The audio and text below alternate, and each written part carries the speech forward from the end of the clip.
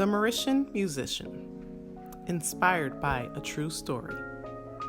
This short story is dedicated to lovely Mauritius. Chapter 1. The sound waves from the speakers blended nicely with the noise from the crowd. Lovely could not remember the last time the school auditorium hall was filled with so many people. There had to be at least 60 students in the hall that evening, and they were all there to see him. Well, not him exactly, but his band.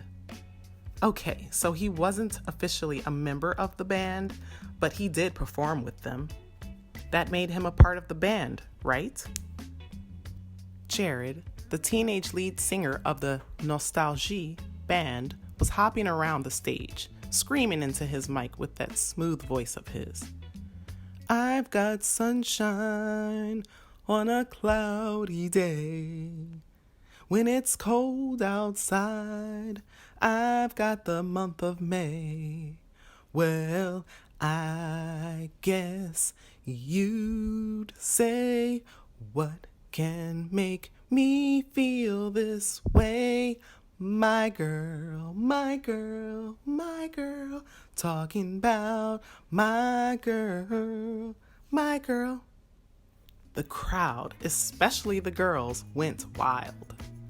Being the band's drummer, Lovely saw it fit to transition his beats into a disco groove. The bouncy drum beats got the crowd riled up even more. Lovely could not keep himself from smiling. With the way things were going, Nostalgie would win the competition. The other three contesting bands had put in great performances too, but he was confident theirs was the best. He was killing it at the drums. Jared's voice was mesmerizing the audience. Mateo was sending electrifying waves with his guitar. Clyde and Desmond were solidifying the music with their backup singing. Everything was going perfectly. Until it wasn't. The entire hall was thrown into sudden darkness. The power went out, and they still had a minute left on the clock for their performance. Jared's voice was no longer audible, even to Lovely, who was only a few meters behind him. Clyde and Desmond, too, could not get their voices loud enough for anyone to hear them. Mateo and his guitar were useless at that point. Lovely knew this hiccup would end their chances of winning the annual competition, so he did the one thing he could do. He drummed. He started with a low disco beat and increased the tempo gradually until the crowd could not help but be uplifted by the rhythm. Despite the dimness in the hall, he could see them. They were loving his solo improvisation, and so was he. He imagined the 50-plus group of teens transforming into a large audience of thousands of people of all ages and ethnic backgrounds. His vision was much like the large crowds that he saw on TV, gathering around famous musicians in arenas. At that moment, he was on top of the world, and it was the greatest feeling he had ever had. And then it was over. The lights came back on, and he was back to reality. Jared continued his singing, and the crowd maintained their excitement.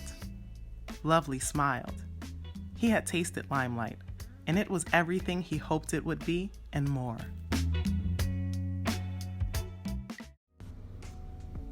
Chapter 2. And the winner of this year's Hampton Secondary School Music Festival, after 2 weeks of stunning performances, is Nostalgie. The crowd went wild. All 4 performers ran onto the stage to accept their award. Jared lifted the trophy to the crowd. There was more cheering from the audience. Then it was time to give each band member a medal. Starting with Jared, the principal placed a medal around each of their necks. But when he got to Lovely, Jared intervened. Sorry, sir, but this last medal should go to Thomas. He was our drummer at the start of the preliminaries until he broke his arm while riding his bike. Oh, the principal said, confused. Jared waved at someone backstage and Thomas rushed out with his arm in a cast. He stood beside Lovely and the principal placed the last medal around Thomas's neck. Lovely tried to keep a straight face, but it hurt. It really did. Sure, he performed for the band in 3 out of their 4 performances. Sure, it was his genius drumming that saved their final performance. But then again, Thomas's rich dad got the equipment the band was using. After the show, Lovely watched as the students crowded the members of Nostalgie. They paid no attention to the drummer boy. Lovely left the hall early. He walked out of the school and into the streets. As he headed toward his home, he thought about what just happened. He didn't mind that he didn't receive much of the recognition he deserved because he had fun doing what he loved. Plus, he was only 15 and still had several years to achieve his dreams. He remembered how he fell in love with percussion in the first place. He was 10, and it was a sports day at school. Lovely wasn't very athletic, but he was happy to support his friends who participated. One of them was Paul, who played on the soccer team. Lovely arrived at the school stadium to meet it buzzing with students, teachers, and instructors. Despite everything going on at the stadium, what caught Lovely's eyes was the band. The way they played, it was amazing. He loved how the drumline and marching band flowed as one. Drawn to the scene, Lovely walked over to one of the members of the band, a senior. "Hello," Lovely said. "Can I play the drums?" The senior stared at him, then reluctantly asked, "Do you even know how to play?" Lovely said, "I used to drum on a piece of wood for my dad. He loves music. At home, we have a collection of videotapes and cassettes of musical documentaries, concerts, records, you name it." "Oh," said the older boy. "All right, we'll give you a try. Come." Lovely followed the boy to meet the rest of the band. They were all seniors. "What's your name, boy?" one of them asked. "I'm Lovely." They snickered. The senior who took him there said, "That's lovely, Lovely," with a grin on his face. "Show us what you can do." Lovely sat behind the drum set and took the sticks. He began to beat the drums to a rhythm in his head. It was his dad's favorite reggae track. His old man would play it on some mornings and dance about the house while Lovely and his siblings chased each other in circles around him. When Lovely finished drumming, the boys clapped their hands in approval. That was the day the whole school knew him as the drummer boy.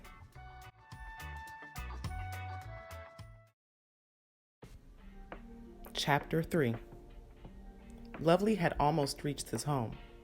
He was already in his neighborhood, an estate called Renee. Checking the time on his wristwatch, Lovely hurried.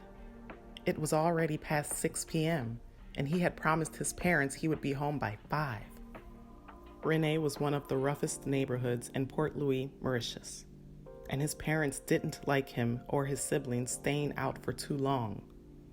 Mr. Roosevelt always wanted his children indoor, reading books and learning. "Knowledge is the key," was one of his father's favorite sayings. His old man was very supportive of anything Lovely chose to do. He danced when Lovely would drum on household objects as a kid. He also appreciated his son's homemade sculptures, wood crafts, drawings, and paintings. Lovely had met the dads of some of the other kids at school. He knew he was lucky. When Lovely finally reached his home, he was happy to find his dad in a good mood. He was in the living room listening to "Papa Was a Rolling Stone" on the record player and tapping his feet to the beat. "Bonsoir, Papa," Lovely greeted. "Hey, son, how was the festival?" his dad asked with a smile on his face. "It was great. We won." "Well, more like they won. I didn't get a medal." His smile widened. That's okay. I'm just happy you won. Lovely had to ask, why are you in such a good mood tonight? My Christmas bonus came in today. It's twice as much as last year. The new management at the warehouse is really looking out for us. That's great, Dad. Yeah, there shouldn't be any delay in your gifts this Christmas. I'm going to make it a big one. Lovely laughed and said, Parfait! Your brother and sister have been waiting to hear how the festival went. Go meet them in their room. Okay, Papa. Lovely took a few steps towards the room, but stopped when a thought struck him. He turned around and said to his father, Can I get a drum set as my Christmas gift? His father seemed to think about it for a while before replying.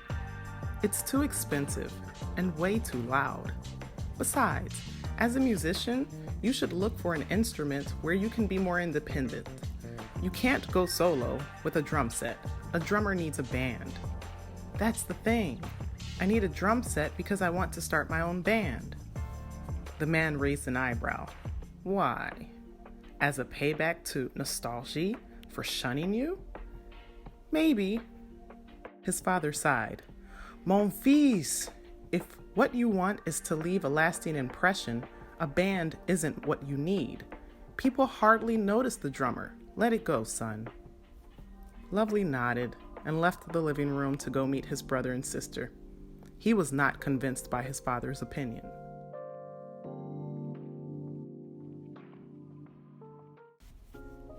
Chapter 4. Lovely heard a knock on his door. He got off his bed to open it. Hey! It was his best friend, Paul. Come in, bro, Lovely said. Paul walked into his room and jumped on the bed. I need your help with something, Lovely said. What do you need? I'm trying to raise some money to buy a drum set. Can you help me sell some of my stuff? Father wouldn't let me go out, and I don't know many people who could buy used junk, Lovely asked. Paul looked around the room. The furniture was old and beaten. The appliances were barely in working condition. He said, There's not much to sell here, Lovely. I understand, but what about my art? I've made some nice sculptures and paintings. Paul scratched his chin. Show me. Lovely took out his best sculptures and paintings from under the bed. Paul said, I know a few guys who might like some of these. Parfait, Lovely yelled. I'll get them in a bag for you. Lovely waited for hours. It was a weekend, and he had nowhere to go to distract himself. At sunset, Paul returned with half of the artworks he had taken. You couldn't sell them all? Lovely asked with some disappointment in his voice. No, I couldn't. You're not exactly Picasso, but I sold what I could. Thank you so much, Lovely said. How much did we make? About 6 rupees. What? The cheapest drum set cost at least 25 rupees. Paul shrugged. I'm sorry, but that was the best I could do. Lovely sighed. It's fine. I know you did your best. Paul said, Why do you want a drum set so bad anyway? I'm thinking of starting my own band. Paul laughed. You're trying to get back at nostalgia, ain't you? Maybe. He patted Lovely on the shoulder. Don't stress over revenge. Focus on achieving your dreams like you always do. I have to go now. It's getting late. After he said goodbye to his friend, Lovely pondered on his words. He remembered how his father had given him similar advice. Perhaps they were right. He decided to give up on the idea of starting a band to rival nostalgia.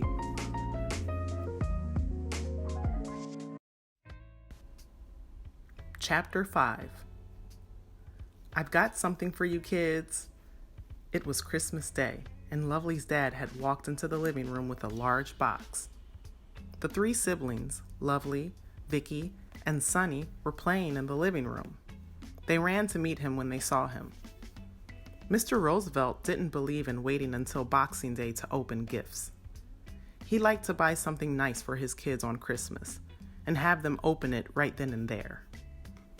He placed the box on the floor, and the children gathered around to open it.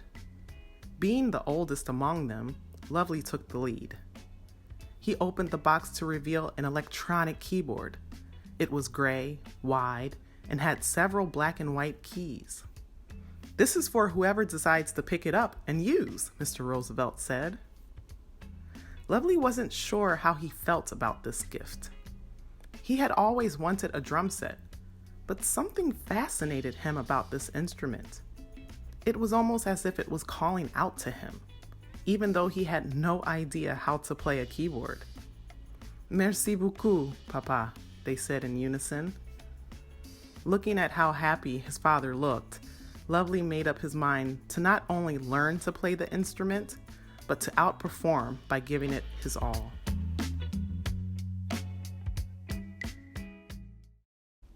"What's going on with you?" Paul asked him one day after class. "I don't get what you mean," Lovely replied. "I mean, for a month now, you hardly hang out after school, not even for a minute. And you keep turning down invitations to all the parties I wanted us to go to." Lovely sighed. His friend was right. He had been rushing home every day to practice with the keyboard. He sounded silly at first, just making noise really. But he was always a great listener, thanks to having been brought up in a musically versatile environment. He felt his ears were his greatest teachers. Also, he put a lot of energy into learning. He had gone through books, cassettes, vinyl records, sheet paper with music, anything to learn. Unfortunately, he wasn't making as much progress as he would have liked. He believed if he saw someone doing it, then he could learn. He was very eager to learn. With all his listening experience, he was sure he could imitate the music. He had learned to feel the music. Many learn by reading, but he learned by feeling. "Are you even listening to me?" "Oh, sorry. I heard what you said," Lovely stated. Paul said, "So what's up? Do you have a girlfriend now? That must be it. You turned 16 last week, and you're already one of the most good-looking boys in school." "Don't be silly. I don't have a girlfriend. I've just been very busy lately." "Busy doing what?" "Practicing. I'm learning how to play the keyboard." Paul looked surprised. "I thought you loved drumming." "I do, but I love playing the keyboard too. It changes nothing. I just need to spend more time on the keyboard so I can learn." "Okay, I understand you, bro." A thought crossed Lovely's mind. "Do you know anyone in school who can play the keyboard?" Paul paused to think. Lovely knew if anyone had an idea, it would be Paul. His friend was arguably the most popular student in Hampton Secondary School. Paul smiled. "I've got it. I think you're going to like this person." "Who?" "Talia Stone." Lovely's eyes widened. "Leah? The prettiest girl in class?" "Yes, that Leah." Lovely began to feel reluctant. "I don't think I have the nerve to go talk to her." "Oh, don't be a baby. You'll be fine," Paul said. He pointed to the corner of the classroom. "She's alone right now. Go ask her to help you." He forced Lovely to his feet and shoved him in the girl's direction. Lovely walked over to her desk. She was ridiculously pretty with shiny ebony skin. He said, "Hey, Talia." "Hi, Lovely," she smiled. "I have a problem I was hoping you could help me with." She looked amused and surprised at the same time. "What would that be?" "See, I've been learning to play the keyboard and I heard you were pretty good at it, so I was hoping you'd give me some pointers." Her smile broadened. "Of course. Why don't you come over to my house at the weekend?" Your house?" "Yes. I hold music lessons for some kids in my neighborhood. You could join us during our keyboard sessions." He said, "But I can't afford to pay for private lessons." "Don't worry about that. We're classmates. It's on the house. You interested?"